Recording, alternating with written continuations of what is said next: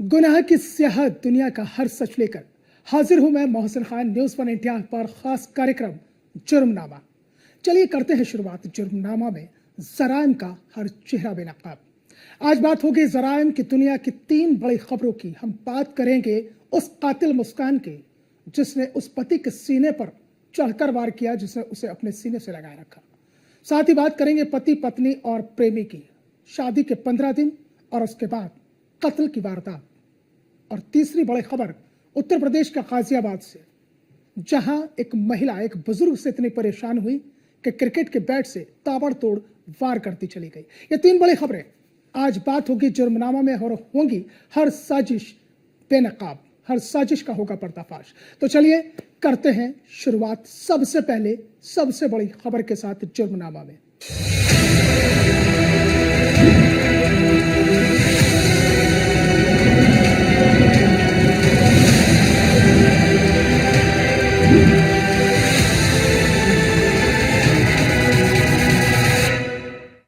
चेहरे पर खिलखिलाती मुस्कान और बलखाती अदाओं पर वो इस कदर फिदा हुआ कि घर वालों से बगावत कर बैठा। माँ बाप भाई बहन की मुखालफत भी ऐसी की कि घर की दहलीज को ही छोड़ दिया और मुस्कान के मुस्कान पर फिदा होकर शादी कर ली। लेकिन उसको शायद इस बात का तसव्वुर भी ना होगा कि जिस हुस्न का वो दीवाना हुआ, एक दिन उसी हुस्न के पीछे छिपा हैवान निकलकर सामने आ जाएगा और उसकी जिंदगी को खत्म कर देगा। कातिल मुस्कान जिंदगी का ऐसा खात्मा करेगी कि सुनने वालों की भी रूह कांप जाएगी, क्योंकि ये मोहब्बत, मुस्कान और मर्डर है।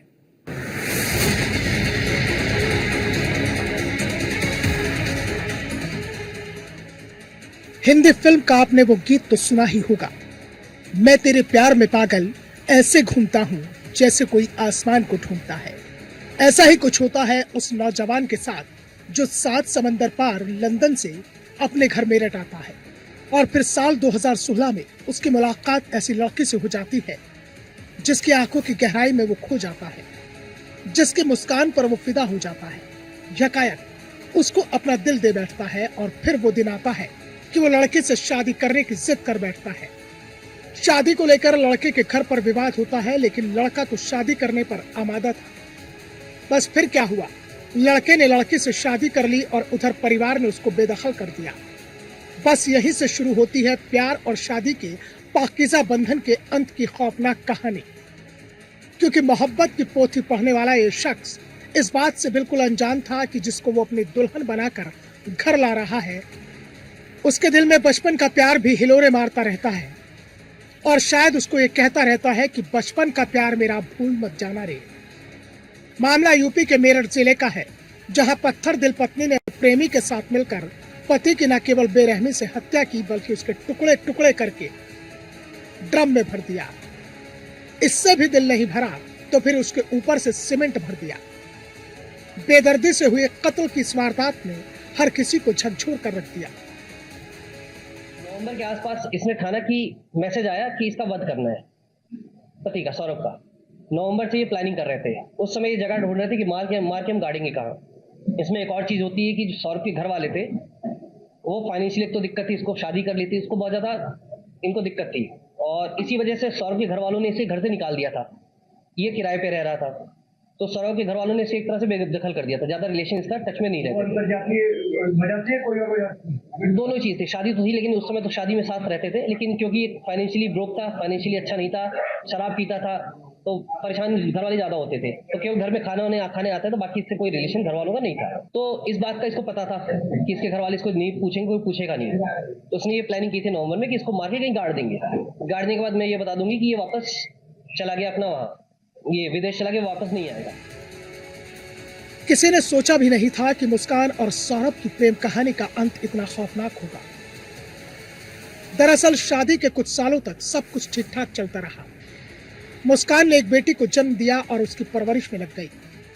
चूंकि सौरभ लंदन में मर्चेंट नेवी में नौकरी करता था और यहाँ मेरठ में मुस्कान अपनी बेटी पीहू के साथ किराए के मकान में रहती थी। बेटी पीहू को स्कूल छोड़ने जाती मुस्कान को एक दिन अचानक बचपन का प्यार साहिल टकरा जाता है और फिर क्या, पुराना प्यार परवान चढ़ने लगता है। सौरभ साल में 1 या 2 बार ही मेरठ आता था, जबकि बाकी वक्त मुस्कान और साहिल साथ बिताते थे।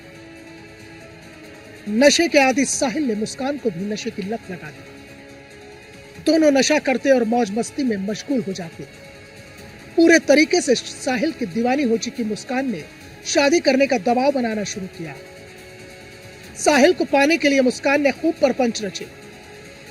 दरअसल मुस्कान जानती थी कि मां की मौत के बाद साहिल अंधविश्वासी हो चुका है। तंत्र क्रिया और कर्मकांड में उसका विश्वास बढ़ता जा रहा है और इसी का फायदा उठाकर मुस्कान ने साहिल की मां का स्नैपचैट पर फेक अकाउंट बनाया और उससे साहिल को मैसेज करने शुरू कर दिए। मुस्कान से शादी कर लो, सौरभ का वध कर दो। कहीं ना कहीं अवैध संबंध का मेन मोटिव नजर आया था। इनको रिमांड पे लिया जाएगा, इनसे विस्तृत रूप से पूछताछ की जाएगी कि इन्होंने क्यों इसका मर्डर किया था। ये दोनों ने एक्सेप्ट किया है कि जो उसी चाकू ये गला और जो कलाइयां काटी है चाकू से काटी है। उधर मुस्कान सौरभ को रास्ते से हटाने के लिए साजिश का बड़ा जाल तैयार कर रही थी। पहले उसने सौरभ को मारने के लिए नवंबर 2024 में कोशिश की, लेकिन उसका प्लान फेल हो गया। फिर मुस्कान सौरभ की हत्या के लिए साहिल के साथ मिलकर साजिश रचती है और उसी प्लान के मुताबिक सौरभ को फरवरी में होने वाले अपने और बेटी पीहू के जन्मदिन की बात कहकर मेरठ बुलाया जाता है। 3 मार्च की वो स्याह और खौफनाक रात सौरभ राजपूत के परिवार के लिए कभी ना भूलने वाली रात बन गई। पत्नी मुस्कान ने प्रेमी साहिल के साथ मिलकर सौरभ की बेरहमी से हत्या कर दी। पहला वार मुस्कान ने सौरभ के उसी सीने पर कर दिया जिस सीने से वो हमेशा मुस्कान को लगाए रहता था। वारदात को अंजाम देने के बाद मुस्कान और साहिल हिल स्टेशन पर घूमने निकल जाते हैं। हिल स्टेशन से वायरल हुई दोनों की वीडियो को देखकर अंदाजा लगाया जा सकता है कि सौरभ की हत्या करने से न तो मुस्कान को कोई मलाल हुआ और न ही साहिल को कोई पछतावा। बेटी के इस खौफनाक करतूत पर माता पिता शर्मिंदा हैं, समाज से नजरें नहीं मिला पा रहे। वो उसकी फीलिंग नहीं समझती थी जी। वो उसकी गलतियां मेरे से छुपाता था, मेरी बेटी की गलतियां, और उससे ब्लाइंड लव था। उससे अपने माँ बाप को छोड़ा उनने, परेशानी में रहा पर उसे नहीं छोड़ा, और मैं उसे दामाद के रूप में नहीं देख रहा। एक बेटा है वो मेरा, और उस बेटे को इंसाफ चाहिए मेरे को। अच्छा, क्या हुआ, क्या घटना बताई? बेटी ने आकर पहले मेरे को ये बोला कि सौरभ का मर्डर हो गया है, उसकी बहन और उसका जीजा और उसका बड़ा भैया आके उसका मर्डर कर दिया, और वो ड्राम में डाल के चले गया उसे, और मुझे संग में ले गए थे और कल रात छोड़ के गए हैं रूम में। ये आके बोला, मेरे को विश्वास नहीं हुआ है क्योंकि उसका परिवार ने उसकी गलती की वजह से उसे अलग करा था, कैसा कल आ जाएगी, पर ऐसा था नहीं। मेरे को विश्वास नहीं हुआ। फिर मैंने उससे झूठ बोला, मैंने कहा बेटा मैं तेरा साथ हमेशा दिया है, मैं अब भी तेरा साथ ही दूंगा, तू मुझे सच्चाई बता देगा। तब जाके बेटी ने सच बोल दिया कि मेरे को मेरे दोस्त ने जो 2 साल से नशा दे रहा है मेरे को ला कर, वो यूं कह रहा है कि जो आगे नशे करने हैं तो इसे रास्ते से हटाना होगा। फिलहाल मुस्कान और साहिल मेरठ जेल में बंद हैं। इधर पुलिस केस को मजबूत करने के लिए तमाम सबूत इकट्ठा करके केस डायरी तैयार कर चुकी है। केस डायरी में हत्या की वजह तांत्रिक क्रिया नहीं बल्कि प्रेम प्रसंग आया है। क्योंकि दोनों शादी करना चाहते थे, इसलिए सौरभ को मौत के घाट उतार दिया। उधर कत्ल गारत की वारदात को अंजाम देने वाली मुस्कान और साहिल की दीवानगी जेल की 4 दीवारी के भीतर भी कम नहीं हो रही। मुस्कान ने जेल अधीक्षक से साहिल के साथ रहने की इच्छा जाहिर की, लेकिन जेल मैनुअल एक्ट इसकी इजाजत नहीं देता। ये तो पहले दिन की बात थी जब जेल की जो प्रक्रिया है उनको पता ही नहीं था। अब तो पता चल गया है कि महिला जेल और पुरुष जेल में आपस में कोई संपर्क ही नहीं है, अतः ऐसी कोई मांग नहीं है। सौरभ हत्याकांड ने समाज के पीछे कई सवाल छोड़ दिए कि क्या पति पत्नी का रिश्ता इतना कमजोर होता जा रहा है कि पुराना प्यार याद आते ही ताश के पत्तों के महल की तरह बिखर रहा है। दरअसल ऐसा भी कहा जा सकता है कि पहले के जमाने में संयुक्त परिवारों में गहरे रिश्तों का एक ताना बाना था, संस्कारों की पूरी पाठशाला थी, लेकिन बदलते भारत में संयुक्त परिवारों का ताना बाना टूट गया। वेब सीरीज की अंधी दौड़ में बनाव की चमक धमक में सब कुछ बिखर गया।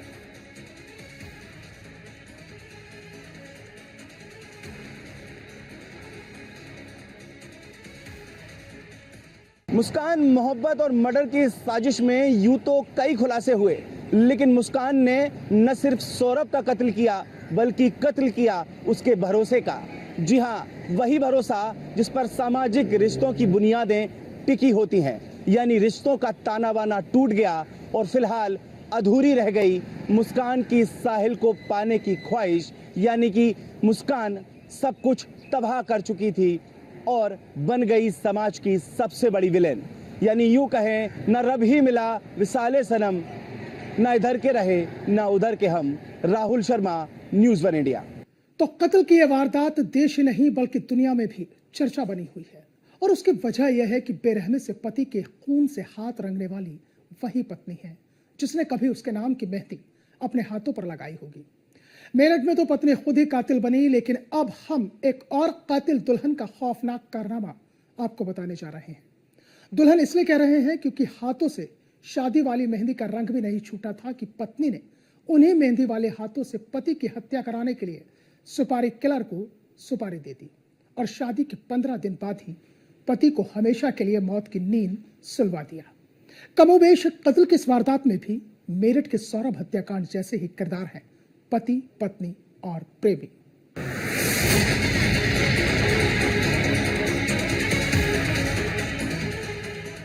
मेरठ में तो कत्ल की वजह अंधा प्यार निकला, लेकिन यूपी के औरैया में वारदात में वजह पैसा और प्यार दोनों ही निकले। दरअसल पति को मौत के घाट उतारने वाली दुल्हन बेशुमार पैसा चाहती थी, करोड़पति परिवारों की तरह शौक करना चाहती थी, लिहाजा उसकी नजर अपनी ही बहन के देवर पर गई क्योंकि उनका क्रेन सर्विस का बिजनेस था। परिवार पूरा संपन्न, लेकिन यहाँ भी शौक हसीना के चेहरे के पीछे कातिल छिपा। औरैया जिले में हुई वारदात में पत्नी ने शादी के 15 दिन बाद ही पति की सुपारी देकर हत्या कराई। मामला खुला तो पुलिस ने कातिल प्रेमी अनुराग और हत्या की साजिश रचने वाली पत्नी प्रगति और सुपारी किलर को गिरफ्तार करके जेल भेज दिया और हत्याकांड का सनसनीखेज खुलासा हो गया।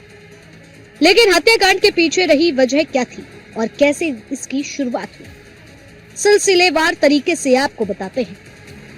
दरअसल गांव में रहने वाले अनुराग नाम के युवक से प्रगति की आंख चार हो गई। होती भी क्यों ना, अनुराग प्रकृति के घर से चंद कदमों की दूरी पर रहता था। वो न केवल आवारा किस्म का था बल्कि नशा भी खूब करता था। लेकिन जब भी वो गांव में आता तो कभी बुलेट पर तो कभी लग्जरी गाड़ियों से। इसको देखकर प्रगति मन ही मन बहुत खुश होती। हालांकि दोनों परिवारों के बीच जमीन को लेकर के विवाद चल रहा था, लिहाजा अनुराग और प्रगति का एक होना मुश्किल ही नहीं बल्कि नामुमकिन था। किराए के मकान में रह रहे थे 10 साल से। नहीं, अभी 5 मार्च को शादी हुई थी। यहाँ पे ये आया है होली के बाद में। परदन तो यहाँ का परदन तो इलाज करा के वहीं निकल गए दीपा नगला मिट्टी लेके। ये रहने वाले कहाँ के? नगला दीपा, भोगा मैनपुर। दरअसल प्रगति ये भी जानती थी कि घर वाले अनुराग से उसकी शादी नहीं कराएंगे। दूसरा, वो कम वक्त से बहुत पैसा चाहती थी, जिसके चलते वो दिलीप से शादी करने के लिए राजी हो जाती है। लेकिन किसी को ये गुमान तक भी नहीं था कि आखिरकार प्रगति के दिमाग में चल क्या रहा था। कोई सोच भी नहीं सकता था कि शादी के सुर्ख में जोड़े में सज धज आकर दिलीप के घर आने वाली दुल्हन उस घर की खुशियां ही छीन लेगी। शादी के बाद होली पर मायके गई प्रगति ने पति दिलीप को रास्ते से हटाने के लिए अपने प्लान पर काम करना शुरू कर दिया था। चूंकि प्रगति के प्रेमी अनुराग का आपराधिक किस्म के लोगों के साथ उठना बैठना था, तो उनसे एक सुपारी किलर से संपर्क किया। प्रगति ने शादी के गहने बेचकर एडवांस में 1 लाख रुपया सुपारी किलर को दे दिया। बाकी 1 लाख मर्डर के बाद देना तय हुआ। दिलीप की हत्या के बाद ससुराल आई प्रगति ने खूब घड़ियाली आंसू बहाए। लेकिन कहते हैं ना कि कानून के हाथ बहुत लंबे होते हैं। पुलिस ने पूरे मामले का खुलासा किया और कातिल पत्नी और उसकी प्रेमी को सलाखों के पीछे पहुंचा ही दिया। जानकारी हमको 19 तारीख को बताया जा रहा है प्रगति और अनुराग एक दूसरे को बहुत पहले से जानते थे। इस बारे में हम लोगों को किसी को भी जानकारी नहीं। आपको सूचना किस समय प्राप्त हुई थी? ये सूचना हमको 19 तारीख को शाम को 5 बजे प्राप्त हुई। ये जो घटना हुई है जिसमें अब पुलिस ने आरोपी बनाया है आपकी बहन को और 3 आरोपी हैं, जिसमें आप क्या कहना चाहें? उनके साथ में कानून कोई भी दिखाई ना बरते, उनके साथ सख्त से सख्त कार्रवाई की जाए, उनको फांसी के तख्त तक ले जाया जाए। अब दोनों सलाखों के पीछे हैं। कमाल की बात यह है कि प्रगति और अनुराग का प्यार जेल की चार दीवारी के भीतर उसी तरह हिलोरे मार रहा है जैसे कि मेरठ जेल में बंद मुस्कान और साहिल का। बस फर्क इतना है कि प्रगति प्यार के मामले में मुस्कान से 2 कदम आगे निकली। उसने तो रो रो कर जेल अधीक्षक से भी अनुराग के साथ रहने की मांग कर डाली। वो बात अलग है कि नियमों के खिलाफ उसकी मांग को पूरा नहीं किया जा सका। प्रगति के भाई आलोक जी, उनका कहना है कि हमारी बहन के साथ भी सख्त से सख्त कार्रवाई की जाए। औरैया से न्यूज वन इंडिया के लिए मंजुल पांडे की रिपोर्ट। चलिए अब आपको यूपी के गाजियाबाद लेकर चलते हैं। यहाँ भी कत्ल गारत का ऐसा मंजर सामने आया जिसमें शादीशुदा महिला इतने आवेश में आई कि उसने बुजुर्ग के सिर पर क्रिकेट बैट से ताबड़तोड़ वार करके उसको मौत के घाट उतार दिया। दरअसल इस बुजुर्ग से महिला का ऐसा संबंध था कि पति की मौत के बाद भी उसके ही घर में रह रही थी। आखिर क्या था पूरा माजरा और क्या था महिला का बुजुर्ग से यह इंतकाम, देखिए इस खास रिपोर्ट में।